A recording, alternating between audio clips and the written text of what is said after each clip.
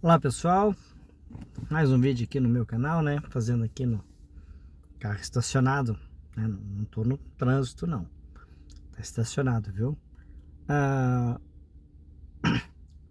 e o que eu vou falar nesse vídeo?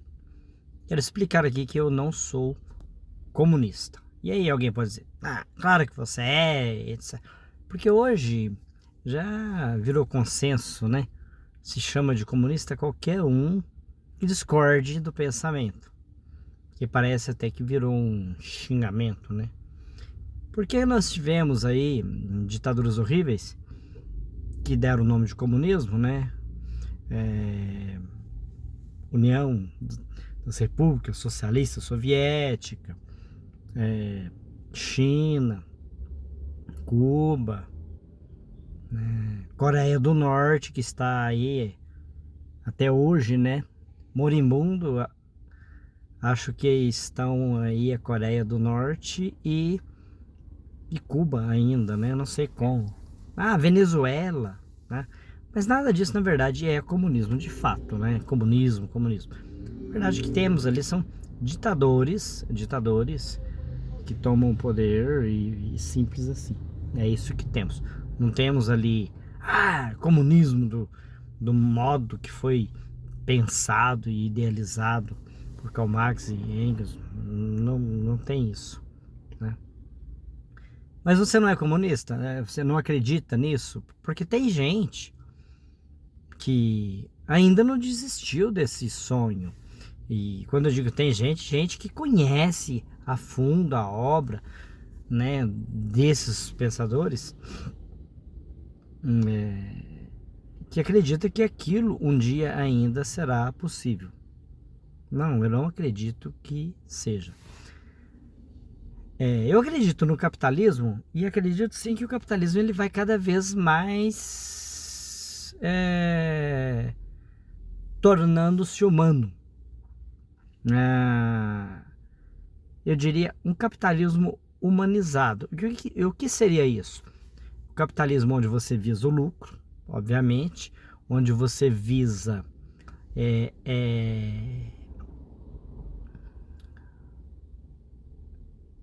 reconhecer o talento daqueles que são, digamos, superiores, entre aspas, né? Que conseguem sobressair, né, no mercado,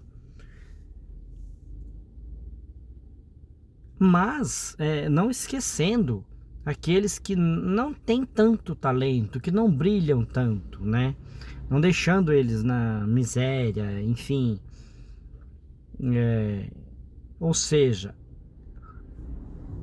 quem sobressai, de algum modo, acaba ajudando aqueles que, que infelizmente não conseguiram sobressair.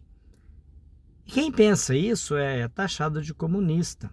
Inclusive um amigo, né, disse, olha, você é comunista. E porque o comunista hoje não é aquele que acredita na desapropriação, na coletivização, né, dos meios de produção, ou seja, os meios de produção não teriam proprietários, né, como foi idealizado ali por Karl Marx, né? Então já seria socializado, a socialização dos meios de produção. Isso, né, isso não funciona, já perceberam que não funciona. Então, o que eles pretendem fazer agora dessa maneira?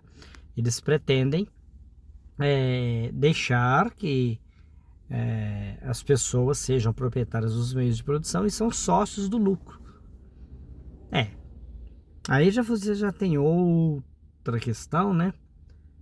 Porque há quem diga que é o contrário, né? Que as pessoas, os empreendedores, são donos do capital e socializam o prejuízo, né? Eles ficam com o lucro e socializam o prejuízo. Tem empresa que você nota aí que quando vai quebrar recorre ao governo. Vem cá, vocês se lembram de 2008 que a Ford, a Volkswagen foi salva pelo governo americano? O governo americano tornou-se sócio por um curto período dessas empresas para que elas não fechassem Isso é simplesmente um fato, né? Temos que deixar isso claro. Então vamos lá.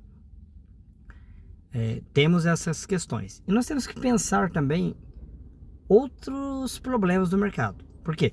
Eu não sou comunista, mas não reconheço o mercado como perfeito. Até porque se ele fosse perfeito, ele não seria uma criação humana, né? Não existe criação humana perfeita. O ser humano não é perfeito. Mas pode se aperfeiçoando, melhorando, né, ao longo do tempo, sem dúvida nenhuma. E aí nós temos que pensar alguns outros problemas. A nossa expectativa de vida, se a gente comparar, sei lá, 100 anos atrás, ela aumentou aí, praticamente que dobrou. Praticamente a gente teve 100%, né, de aumento na expectativa de vida. E até onde isso pode parar, né? Pensando em longo prazo, será que um dia seremos eternos? Né, tal. Porque pensa, eu com 53 anos, modéstia à parte, ninguém vai dizer que eu sou um velho, né, tal, caduco, sei lá, uma coisa assim, né? E isso há 100 anos atrás. Se dizer, né, um velho de 60 anos. Eu ouvi essa expressão, um velho, um idoso de 60 anos, de 50 anos, né? Expressão que não usamos hoje mais. Então, não é, né? Então, a expectativa de vida ela melhorou muito. E aí você aponta que tem problemas de alimentação. E isso é um fato, né? Nós temos uma população com sobrepeso, por exemplo. E isso é culpa, em parte, dos alimentos industrializados, dos equipamentos que temos, né? O sedentarismo. Olha, eu estou aqui sentado, né, numa tela, fazendo um vídeo e tal. O que no passado a gente se movimentava muito mais. Mas a gente tem que entender que o mercado, se cria problemas, ele também já cria também as soluções ali.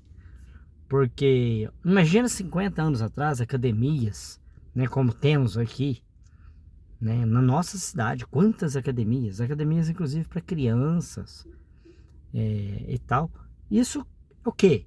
A solução para o problema que data venda foi criada pelo próprio mercado, né? Pela indústria alimentícia ali e tal, né? Esses alimentos que engordam, os alimentos de baixa qualidade nutritiva que engorda e etc e tal. E não somente isso, né? Os medicamentos. Por outro lado, se tem tantas doenças, mas a grande maioria não leva a óbito, né? Você tem controle. Doença tal, não tem cura, tem controle. Doença tal, não tem cura, tem controle, tem tratamento e você faz a vida inteira. E isso é o consumo, né? Porque pensa para você ver, do ponto de vista racional, se, sei lá, metade da humanidade, metade, não precisaria mais que isso não. Se metade da humanidade ela consumisse de forma racional, é bem provável que o mercado quebraria. Você teria um colapso. Então pensa, você vai comprar, sei lá, um televisor. E você pergunta assim, e por que eu preciso desse televisor? Ah, para tal e tal, tal. Mas eu já tenho um televisor na minha residência. Mas eu quero duas. Né? E você compra. E você tem, sei lá, um smartphone. Ah, mas eu quero um outro. Ah, eu quero outro mais moderno. Por quê? Ah, porque eu quero. Se é lançamento, é moda, etc e tal. Se o consumidor começar a comprar aquilo que ele realmente necessita, ele quebra o mercado. Então, temos esse outro, temos que pensar isso aí também de uma outra maneira. Porque se pensarmos no mercado onde as pessoas gastam em excesso, há um endividamento e uma hora tem quebra. Mas se por outro lado você faz gasto de forma 100% racional, o que vai acontecer é que o mercado também pode quebrar, porque você vai ter uma queda drástica no consumo, né? E nós temos os produtos hoje com obsolescência programada. Eu falei de um televisor, né? Um televisor do passado, aqueles antigões de tubo, em preto e branco, durava 30, 40 anos tranquilo. Esses moderníssimos com tela de LED, Full HD, Ultra, ou HD, não sei o que lá, não dura 10 anos assim não, gente. Tá, pode ter certeza. Eu duvido, se durar né? Sei lá, aquele celularzinho que só falava, né? Aquele que não servia para mais nada, nem mensagem de texto enviava, né? Aquele que tinha o jogo da cobrinha, né? Não vou falar a marca aqui e tal. Vocês imaginam que um celular daquele, se a tecnologia para o funcionamento dele ainda estivesse em vigor, era bem provável que um daqueles estivesse funcionando. Os de hoje não conseguem durar aí mais do que 4 ou 5 anos. É obsolescência programada. É o mercado fazendo de modo que você seja obrigado a consumir, querendo ou não. De algum modo isso está indo para os automóveis. Então você vê hoje aí, nas mãos dos colecionadores em especial, você vê automóveis aí funcionando perfeitamente, com 40, 50, até 60 anos. Eu fico imaginando como que será a coleção de carros antigos no futuro, né? Porque original, como se um nível de originalidade como se exige para ter o placa preta hoje, eu acredito que esses automóveis atuais não chegam não. Especialmente os atuais mesmo. Os atuais são os elétricos, né? Então a gente tem que pensar tudo isso. Agora, eu não quero mudar nada disso, né? Eu gostaria, né? E se eu tivesse o poder, era de tornar isso, como eu já disse, mais humanizado. Tornar isso, todo esse sistema que temos, que ele integrasse o maior número possível de pessoas. Que todos caminhemos sem deixar ninguém para trás. Então essa é a questão. Não que sejam todos iguais, tenham o mesmo nível, o mesmo patamar. Não. Sempre haverá diferença, haverá gente acima, haverá gente abaixo, né? Até por escolha, até por opção. Tem gente que às vezes não deseja. Os sonhos são diferentes, os desejos são diferentes. Então, temos que pensar isso também quando a gente pensa no mundo mais igualitário, porque se fala muito nisso, né? Se cunha muito esse termo, né? Um mundo mais igualitário, um mundo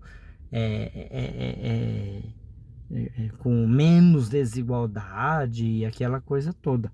Mas eu já disse, né? Tem amigos aí meu que concordam comigo. A desigualdade é o problema? Não, né? O problema é a carência, é a falta, né? Do essencial para as pessoas. Pessoas passando fome, sem moradia nenhuma, né? Morando nas ruas, ou com moradia indignas. Isso é um problema. De resto, nós não temos problema com relação à desigualdade. Então imagina aí você que tem uma casa, um bom emprego, né? Você se alimenta normalmente, tem 1 ou 2 automóveis, etc e tal. Compara você aí com, sei lá, com os bilionários, né? Os 10 bilionários, sei lá, os bilionários, você é um paupérrimo, mas não lhe falta nada, né? Então acho que é isso que a gente tem que pensar, né? Pensar numa humanidade onde não haja carência, onde haja suficiência. Não precisa ter, digamos, excesso, mas suficiência, né? E o que é uma suficiência para viver uma vida digna, né? A pessoa conseguir ter uma casa que atenda às suas necessidades, com água encanada, esgoto, um piso, enfim, uma casa que não tem goteira, que não inunda e etc. Todo mundo sabe, não precisa ficar explicando. Alimentação, trabalho digno, né? E eu acredito que seja possível um mundo assim. E por eu acreditar nisso, me chamam de comunista. E eu não acho que isso é o termo adequado. Comunista não é isso. Forte abraço a todos e até o próximo vídeo.